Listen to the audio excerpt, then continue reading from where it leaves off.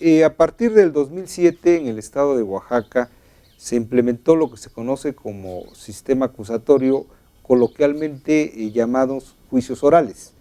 Estos juicios orales constan de 3 etapas, en donde se privilegia, como su nombre lo indica, la oralidad, es decir, la palabra hablada se privilegia por la palabra escrita. Todo es oral, ya muy pocas cosas son por escrito. Esto trae como consecuencia una celeridad en los procesos penales. El proceso consta de 3 etapas, una etapa de investigación o preliminar que está a cargo del Ministerio Público, una etapa intermedia o de preparación del juicio oral que está a cargo de un juez que le llamamos juez de garantía, y una etapa de juicio o de debate que está a cargo de un tribunal integrado por 3 jueces, en donde ya en esa etapa se presentan las pruebas, van a declarar los testigos, los peritos, y la defensa aporta sus pruebas y ya los jueces deciden si es culpable o no es culpable la persona a quien el Ministerio Público está acusando. Es decir, a grandes rasgos, esas son las 3 etapas de que consta el proceso, y que este proceso inicia con una denuncia o una querella que se presenta ante una autoridad que se conoce como agente del Ministerio Público, quien, auxiliándose de la Policía Ministerial, ahora llamada Agencia Estatal de Investigaciones, tienen por encargo investigar el hecho denunciado, recabar las pruebas que van a sustentar, primero investigar si ese hecho sucedió o no, y posteriormente allegarse de todas las pruebas que en la última etapa del proceso, el que decíamos que se llama juicio oral o de debate, ahí se presentan esas pruebas y para demostrar la responsabilidad penal de una persona o de a quien se esté acusando de ese hecho denunciado. Es decir, a grandes rasgos esos serían digamos, las etapas del nuevo proceso penal acusatorio.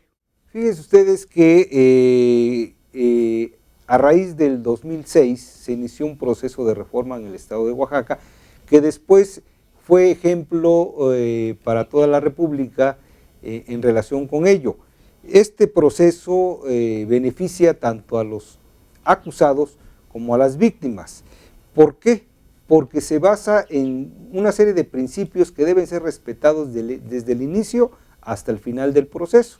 Estos principios son el de publicidad, todos los juicios van a ser públicos, todas las personas los van a poder apreciar; el de continuidad, todas las audiencias van a ser continuas, sucesivas; el de concentración, todos los actos que se lleven a cabo se van a tratar de llevar en una sola audiencia; el de contradicción, que es importantísimo, en donde todas las partes tienen el derecho de contradecir las pruebas que estén ofreciendo su contraparte; el de mediación, que nos indica que quien va a valorar y va a decidir el caso va a ser el juez que presencia las pruebas que se están desahogando en el juicio. Es decir, ya nada de delegar funciones jurisdiccionales como acontecía en el sistema que se está dejando atrás. Entonces, toda esa serie de principios arropados por un método que es la oralidad, un método que se basa en audiencias, pues lo que implica es una celeridad en el proceso. Si ya no se llevan a cabo procesos tan tardados, sino que ahora, como hay una serie de principios que tienen que ser respetados, pues eso implica una mayor celeridad en el proceso, tanto para el imputado como para las víctimas. También implica una transparencia en la forma de administrar justicia. Es decir, ahora, a través de la publicidad, todas las personas interesadas, y no solamente los involucrados en el drama penal, sino todos los interesados, pueden acudir a la sala de audiencias para que vean cómo se está administrando la justicia. Claro, hay ciertas restricciones que la propia ley establece para ese principio de publicidad, como cuando se trata de menores, o como cuando se trata de delitos sexuales, o cuando se trata de secuestros, y esto por obvias razones, ¿no? Para también privilegiar el derecho de las personas involucradas a que no se conozca su identidad por razones de seguridad. Entonces, los beneficios que trae este nuevo proceso es transparencia, mayor calidad en la administración de justicia. Hablábamos de un principio que es de mediación, que quien resuelve el caso o dicta la sentencia es aquel juez que presenció las pruebas, el desahogo de las pruebas. una mayor participación tanto de la víctima como del imputado, es decir, antiguamente la víctima no se le otorgaba ningún derecho en el proceso, posteriormente se le dio algunos derechos, pero en la actualidad la víctima puede aportar pruebas, puede estar presente en el juicio, puede exigir que haya una condena para una persona acusada, es decir, ya la víctima se puede decir que en este nuevo proceso es parte dentro del procedimiento, lo que no acontecía en el sistema anterior. Entonces, hay una serie de beneficios, muchísimos beneficios comparados con el sistema tradicional o mixto, como le llamamos, ¿no? Entonces, entre ellos son esos, y además también se garantiza la reparación del daño, una efectiva reparación del daño a las víctimas, lo que no sucedía años atrás. Dentro de todo este conglomerado que es el juicio oral, hay una etapa muy importante, hay una parte muy importante que va a tardar, yo creo, algunos años en que lo entendamos, que es un cambio cultural no solamente de aquellos involucrados en el proceso penal, Ministerio Público, defensa, acusado, víctimas, jueces, o sea, lo que nosotros llamamos operadores del sistema, sino también de la sociedad en general, de aquellos que sin ser parte en el proceso, pues están interesados en que se administre y se castigue a los culpables de un hecho delictuoso. Pero este cambio cultural, ¿verdad? Estamos acostumbrados a un proceso que nosotros le llamamos inquisitivo. Es un proceso que se llevaba a cabo, por decirlo coloquialmente, en oscurito, digamos nosotros, en la secrecía. Con este proceso, pues todo va a ser público, todos van a poder saber qué es lo que estamos haciendo bien y qué es lo que estamos haciendo mal. Pero este cambio cultural también implica que la propia sociedad entienda que deben respetarse ciertos principios. Uno de ellos es el principio de presunción de inocencia, que es un principio no de ahorita, es un principio que tiene muchísimos años, pero que se respetaba muy poco. Y este principio nos indica que a toda persona se le considera inocente mientras no se demuestre en el juicio y con las pruebas que se aporten que él es el culpable. Luego entonces, ¿esto qué quiere decir? Que mientras una persona no sea declarada responsable, no sea declarada culpable mediante un juicio que se sigue ante un juez o ante un grupo de jueces, pues esta persona no puede estar privada de su libertad, salvo cuando se trate de delitos que la propia Constitución Política de los Estados Unidos Mexicanos les llama delitos graves. ¿Como cuáles?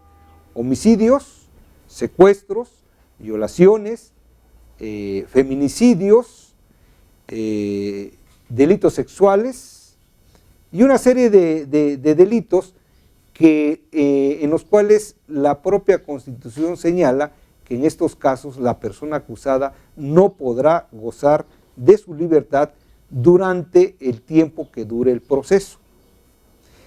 Anteriormente, en el sistema tradicional, por el simple hecho de que alguien era acusado de un delito, inmediatamente iba a la cárcel.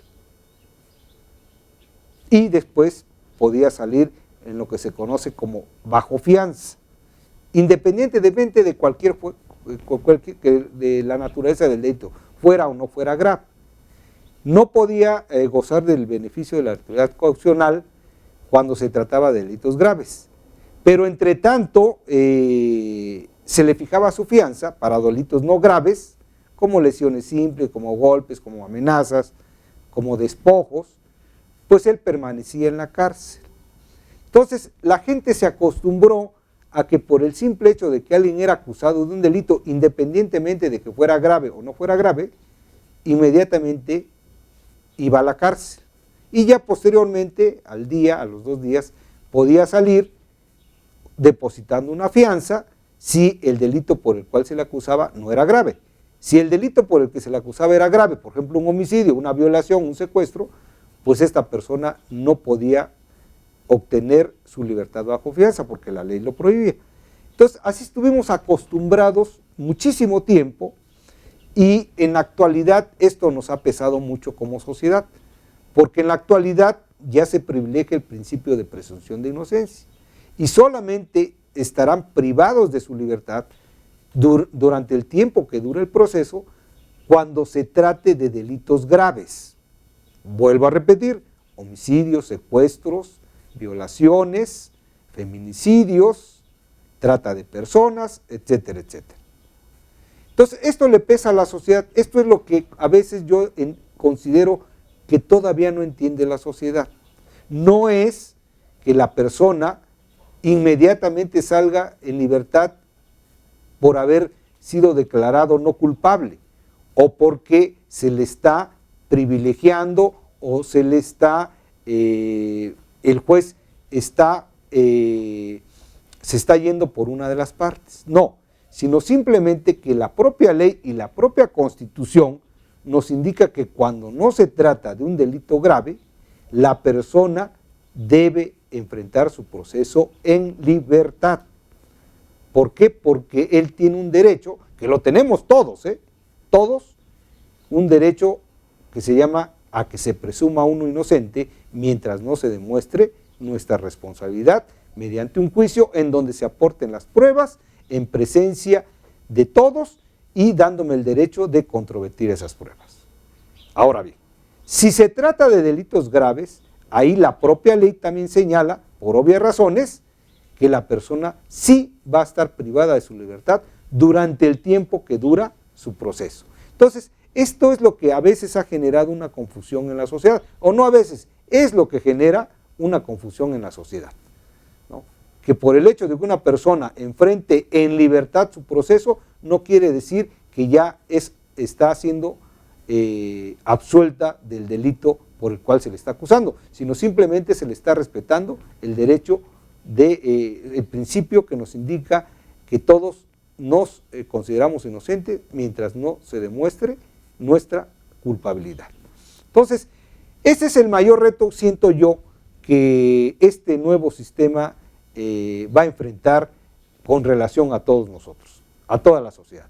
Que entendamos que en este sistema se debe respetar tanto los derechos fundamentales del imputado como los derechos fundamentales de la víctima. Ahora, déjenme decirles que si la víctima considera que la persona aquella a quien acusó debe estar privada de su libertad durante el tiempo que dura su proceso, esa persona, esa víctima, puede solicitarle al juez que aun cuando se trate de delito no grave, lo sujete a lo que se conoce como prisión preventiva, es decir, que esté privado de su libertad durante el tiempo que dura su proceso. Pero para ello la ley requiere que se satisfagan determinados requisitos, entre ellos, por ejemplo, el de que peligra la vida o la integridad de la propia víctima o de su familia si la persona a la que está acusando está en libertad, tratándose de delitos no graves, como lesiones, por ejemplo, como amenazas, ¿no? Como daños y algunos otros más que no son graves. Debe también justificar que si está la persona en libertad, podría él borrar las huellas, borrar las pruebas que en un momento dado van a acreditar su culpabilidad, ¿no? Un peligro para que el Ministerio Público no pueda hacer una correcta investigación. Puede ser que la persona, si está en libertad, vaya y amenace a los testigos para que no vayan a declarar ante el juez, y los testigos por temor no lo hacen. Entonces, si se demuestra esto, pues entonces seguramente el juez, y otros más, ¿no? Y otros requisitos más, seguramente el juez, a pesar de que tiene a su favor el derecho a que se presuma su inocencia, si el juez sopesa todas estas circunstancias, pues entonces lo más seguro es que le imponga lo que se conoce como prisión preventiva. Es decir, va a estar privado de su libertad durante el tiempo que dure su proceso, independientemente de que al final se le condene o se le absuelve de la acusación. ¿Qué pasa en aquellos casos en los cuales una persona que está cometiendo un hecho delictuoso que no es grave, por ejemplo un robo, otro robo, o unas lesiones, otras lesiones, unas amenazas, otras amenazas. ¿Qué va a pasar en esos casos? Fíjese que nuestro Código Procesal Penal también permite que en estos casos, si se demuestra ello ante el juez, le llamamos peligro de reiteración. Es decir, que si por sus antecedentes esta persona, el juez juzga que es importante mantenerlo privado de su libertad durante el tiempo que dura su proceso, porque de lo contrario de estar en libertad, podría nuevamente incurrir en un hecho semejante por el cual está siendo acusado, le puede imponer la prisión preventiva, pero tiene que demostrarse ante el juez que él ya tiene varios procesos pendientes en los cuales pues ha salido también en libertad, y bueno, el Ministerio Público tiene que acreditarle al juez que no es conveniente para la sociedad el que él esté en libertad, porque lo más seguro, por sus antecedentes que tiene, lo más seguro es que vuelva a incurrir en esos hechos o en otros diferentes por el cual se le está acusando. Entonces hay esa posibilidad también. ¿Qué es lo que pasa aquí? Yo siento que aquí también debe haber una labor muy importante de los abogados postulantes, de que le expliquen a sus clientes, de que le expliquen a las personas que les van a pedir su asesoría, todo esto que les hemos comentado. ¿Para qué? Para que ellos no se lleven la impresión, las personas, de que este proceso lo que está generando es una impunidad, sino que es un proceso en el que el acusado y la víctima tienen igualdad de derechos, y es un proceso en los cuales pues tienen que hacer valer sus derechos, pero sustentando bien este ejercicio de estos derechos. Básicamente en las pruebas que nos puedan a nosotros, o sea, los jueces, demostrar que yo tengo la razón y que el otro no la tiene, ¿no? Y en este caso es una parte muy sensible, es una parte, yo siento que lo más sensible de toda esta implementación, el que la sociedad entienda, ¿verdad?, que no es que se crea una impunidad, sino simplemente que ahora sí se están dando vigencia a una serie de principios que aun cuando estaban en la ley no se ponían en práctica, ¿no? Y esto pues trajo como consecuencia muchísimas injusticias que la historia ha registrado. Pero esperemos que con la comprensión de la propia sociedad y de los propios abogados, esperamos que en un futuro entiendan que este sistema es un sistema garantista para todos, porque potencialmente todos podemos ser imputados de un delito. Entonces, no nos parecería justo que cuando nosotros estemos siendo acusados de un delito y digamos, es que es una acusación injusta, tengamos que ir a la cárcel y enfrentar nuestro proceso privado de nuestra libertad. Entonces, lo mismo sucede. Si somos víctimas, bueno, vamos a tratar de que aquella persona que nos hizo daño, pues vamos a tratar de que esa persona sea condenada, pero también respetándole esos derechos que tiene, y que a mí también podemos hacerlos valer en el juicio, ¿no? Entonces todos tenemos los mismos derechos, lo importante aquí es saber ejercitarlos.